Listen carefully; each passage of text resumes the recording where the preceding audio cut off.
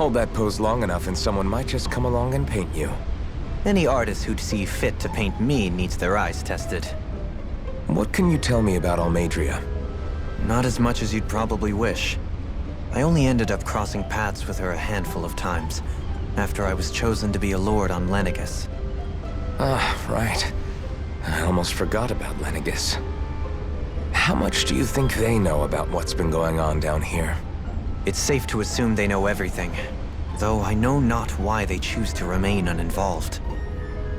Perhaps they see what's been happening as just part of the ongoing crown contest. Even what Almeidrea did? Has it really reached the point where her actions are seen as normal? Not to my knowledge, no. At its core, the crown contest is a competition to see who can amass the most astral energy. And to amass such energy, slaves are needed to collect it from. It's therefore against the Lord's interest to kill them. So then why would Almeidrea do something like that? We must remember that time is running out in the crown contest. Perhaps her hand was forced, so to speak. It is a way to accrue astral energy faster and in larger quantities than through slave labor. Doing so kills off that labor force, obviously, but it is a means to an end nonetheless. No one could have foreseen that something like the Hollowing would arise back when the contest was first conceived. Is becoming the Sovereign of Rena really that important to the Lords? Of course. It's the greatest prize one can attain in their eyes. In that respect, at least, I'm really not that surprised that Almeidrea resorted to what she did, as utterly despicable as it is. It's reassuring to hear you feel the same way I do. I worry that the only reason I never did anything similar in Menancia was due to my lack of ambition. If you didn't want to be reminded of your past, you could have just plugged your ears. You think too highly of me. I'm afraid I must respectfully disagree. I'm not nearly as virtuous of a person as you might wish to believe. If that's so, would you have been so shaken up when Kisara lost her brother? Why else would you turn your back on your own kind and choose to fight for Miguel's dream? Aren't we just Danans? A curious choice of words.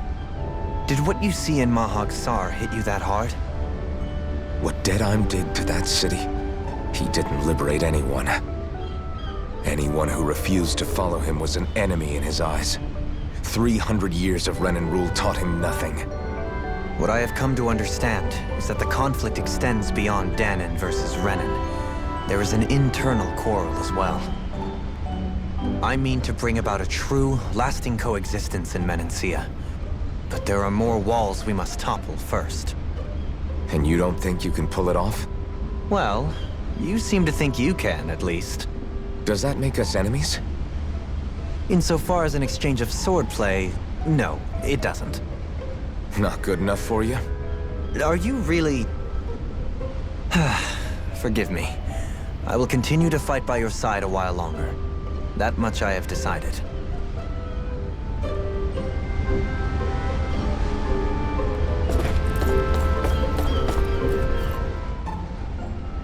You don't look so good. You all right? The floor. It keeps moving. How can you stand it? How can you even stand? I'm not the best person to ask about discomfort. I can't feel pain, remember? I still can't believe what happened in Niez. Even now, as a lord, my expectations for Almeidrea were already pretty low. But the way she treated human lives like they're mere playthings. Yeah. And it wasn't as if the situation in Niez was improving much to begin with. You mean Deadheim? The whole reason I started fighting back was because of my anger at the atrocities of Renan rule. Back then, all I had to worry about was fighting the Renans for the sake of the Danans. But then I met Shion and the people of Menancia, and things became a lot more complicated. It's even messier now that we have to worry about Danans like Deadheim. It used to be that the Danans were the ones in the right, and the Renans were the ones in the wrong. Though, maybe that was just a biased perspective, from being on the side of the oppressed. Exactly. I'll never tolerate the Renans ruling over us. But nothing ever ends up being as black and white as you'd expect it to be either. That's clear to me now. That said, even putting aside bad apples like Deadheim for a moment, you may be able to free the Danon people. But that won't undo 300 years of oppression. It'll be hard for them to not give in to their resentment. I think maybe that's why I clung to our dream so hard back in Menancia. Even if his motivations weren't pure, Dohalim has a good heart. He didn't sink to the depths Almadria did. You don't understand. I'm saying that it goes deeper than that. This hierarchy we live in, it's not solely something the Renans invented. I remember a story Rinwell once told me. She said before the Renans invaded, we Danans had our own class system. We are the ones who divided ourselves. I saw it in Deadheim's eyes. He wanted to rule over others. To hear Bayfon tell it, Deadheim wasn't always that way. But as time went on, and he and the Darkwings fought the Renans, he eventually changed. I guess what I'm getting at is, if we defeat the Renans but just go back to the way things were before, was there even any point in fighting? But that world isn't the one you want to create, right? Maybe not. But to tell you the truth, these days I'm not so sure that dream is even possible. You have your promise to Megal, though. Your home and the people of Menancia are depending on you. I know. My brother. He truly believed in his dream of coexistence. And then, there's you. Who, me? You and Shion. I'm not sure I follow.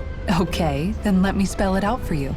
How many other Renans and Danans do you know that get on as spectacularly as the two of you? I don't know that I'd say spectacularly. Well, I suppose it's really all a matter of how you look at it, isn't it? I really don't see what you're getting. I think I'm getting seasick again. Sorry. Can you just give me a wide berth for a few minutes?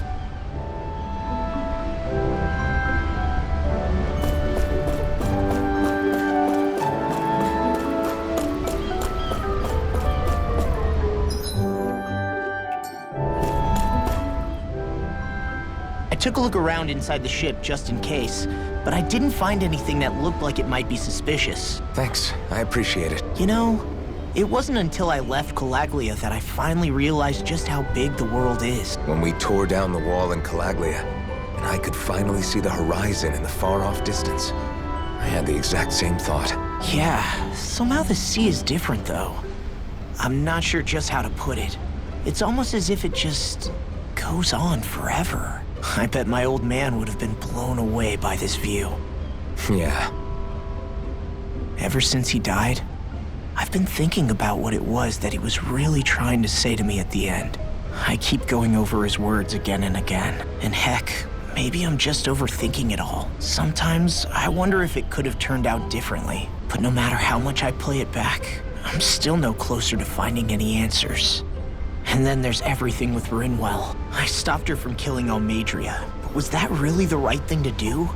Or did I just end up making things harder for her? I feel like such a screw-up. You're not the only one. I keep asking myself what Zephyr would have done had he been here. Like I think, how would Zephyr have handled Rinwell? Yeah, I think he definitely would have stopped her. No doubt about it. And that's exactly what you did, Law. I think he'd be really proud of you. Alphen. Zephyr's not the worst yardstick to measure ourselves against. Let's both do our best to make him proud. Sounds like a deal. Thanks, Alphen.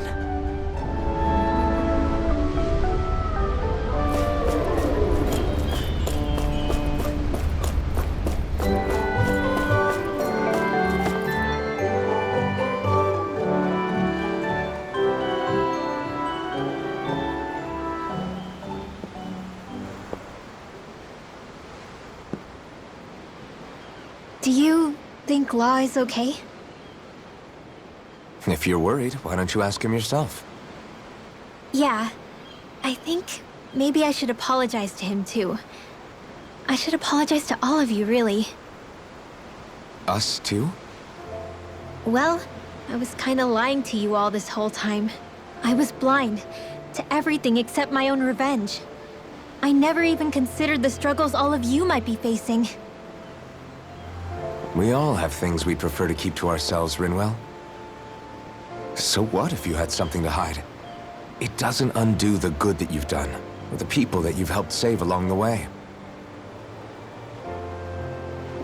But that's not what I mean. I know.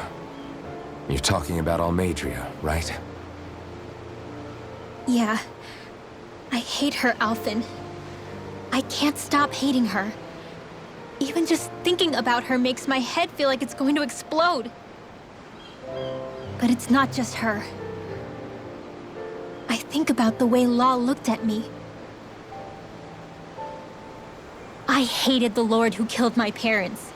And I hated the Renans I had to travel alongside. And yet, Cislodius Danans backstab each other like it's a normal way of life. And Mahag Saar has people like Deadime. But then there are people like Law and Shion. It's all just too much. I don't know what to think anymore. Law never said that you had to forgive Almadria. It's only natural you would hate your family's murderer. But what? Law left home because of how much he hated his father. As a result of that, well, I think Law spent a lot of time thinking about how they never got to make things right. And if I had to guess, killing Ganabel didn't make any of those feelings go away.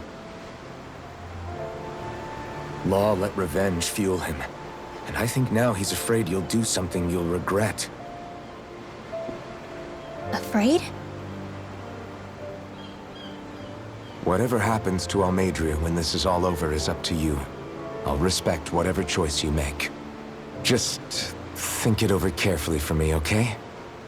You still have time. Okay. Thanks, Alphen.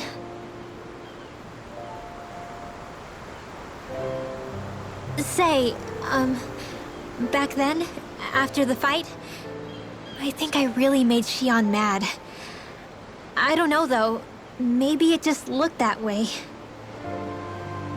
But I guess I just can't seem to understand how she feels. Do you know why she gets like that? Shion's... She can be a tough nut to crack. She doesn't really talk a whole lot about herself. It's just what she said about hate being a source of strength. Where did that come from? I wonder how it feels, not being able to hold another person's hand.